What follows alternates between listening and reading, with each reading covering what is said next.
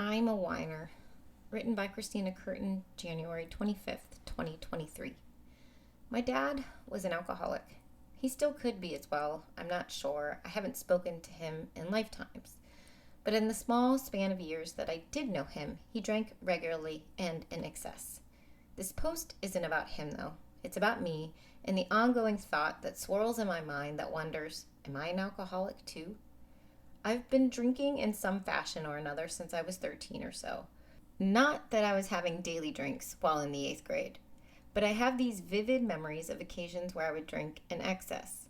Like the time I sat on the floor of my aunt and uncle's kitchen, and while everyone was sleeping, I drank from their bottle of Malibu rum, replacing my sips with water when I was done so I wouldn't get caught. I cried while drinking alone on that cold kitchen floor, my back up against the cabinet, cat hair swirling around my fingers, while I sobbed and sang a song to myself that I made up from reading the rum's label. Malibu rum with natural tropical coconut flavor. I drank because I felt alone, out of place, angry, and I wanted to escape for a minute. That sweet, syrupy rum helped fog my brain enough to forget all the things in my life that were making me feel pain. Alcohol gave me an escape from life, an escape that I thought I needed for a couple of reasons. First, I felt all the teenager angst that most kids do. Teenagers really are so dramatic, but they have all these changes happening internally. It's no wonder they feel that their world is falling apart at every turn. I try to keep this in mind now with my girls when parenting through their pubescent mood swings.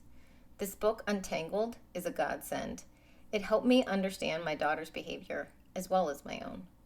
Along with dealing with a growing brain, I was also dealing with the aftershocks of an abusive childhood. My mom and dad were physically and verbally abusive. I moved out when I was 8 and lived with my aunt and uncle for a time being. Living with them made me feel like I constantly had to prove myself since I was living with people who didn't have to keep me. I spent my days trying to be better than my cousin, their daughter, because I felt I had to earn my place in the house and not slack, or they might send me back to my parents. I never went to therapy. I don't think anyone even asked if I needed it, but I can't be sure. My memories are selective.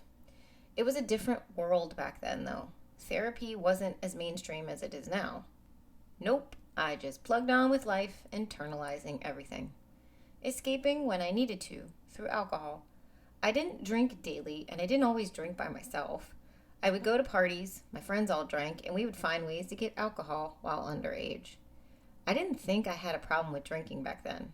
I was super aware of the fact that I was messing with the very stuff that made my dad abuse me.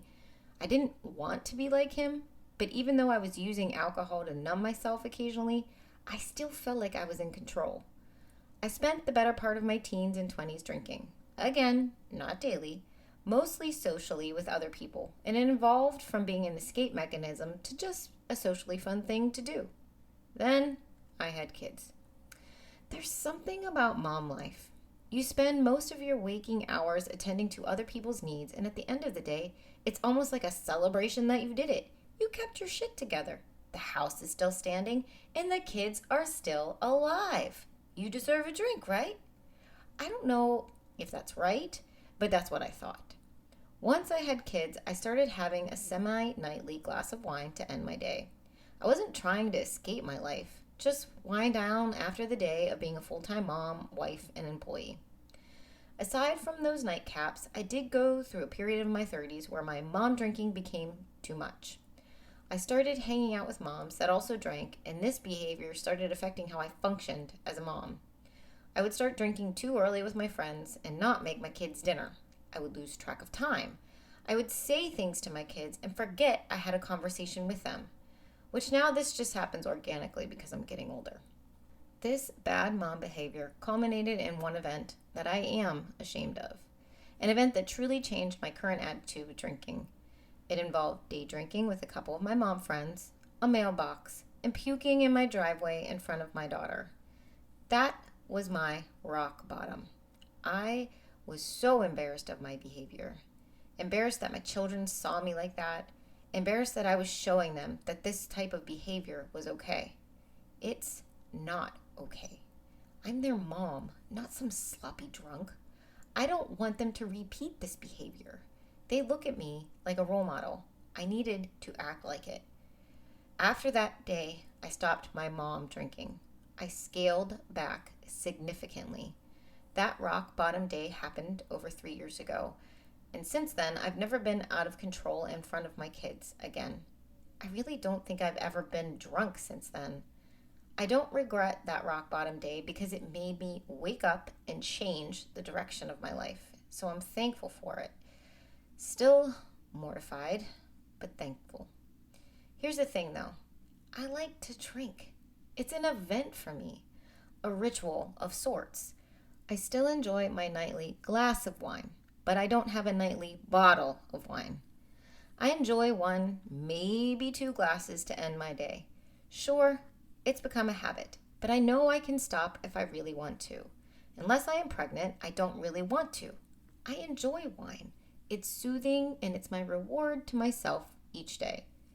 I know some people might say I have an issue, so maybe I do, especially given my history, my alcoholic father, grandfather, my family history of abuse, and here I am having wine every single night of my life.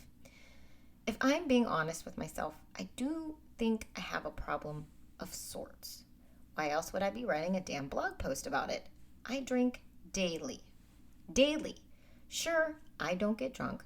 Maybe I have one full glass of wine, but it's a daily habit. I don't need alcohol every day, but I sure do want it. I look forward to it even, and that's probably not healthy. I don't think this problem will go away though. I think I will live with it for the rest of my life. I started writing this post in late 2022, right around the start of the holiday season. Becoming too busy, I set the piece aside, and now I'm coming back to it in late January of 2023, and I'm pregnant with our fourth child. I haven't had my nightly drink. I've stopped. So I guess I'm looking at this drinking behavior with a different perspective as I finish this post. I've been wine-free for weeks. It hasn't been hard, but I have missed my wine. It was a daily habit, so towards midday, almost every day, I have thought about wine. There have been days when I really just wanted one little glass. Not because I need it, but just because it sounds so good. And yeah, that's probably not normal to think about alcohol almost daily, but I do. It's a habit, and damn it, I'm really good at keeping habits. I know I will be thinking about alcohol almost every day, and that annoys me. I like to control myself. I've realized that through writing this blog, controlling myself is deep in the core of who I am because of my childhood. And that fact that I can't control these thoughts about alcohol is frustrating. But I don't think I can change that fact. I just have to recognize that those thoughts will be there, and I have to give myself grace that I push them aside when I need to and make the right choice. Will I go back to my daily wine? Maybe. Maybe not. I enjoy wine, but I don't like the feeling that I'm not in control. I don't like it when I let my thoughts control me. Because I truly believe I am not the thought. I am the person inside hearing those thoughts. And I need to be in control. So, we will see. I know I will not live a wine-free life because I do enjoy wine. But maybe I will just limit myself to prove to my thoughts that I am making the decisions. I'm the one in control.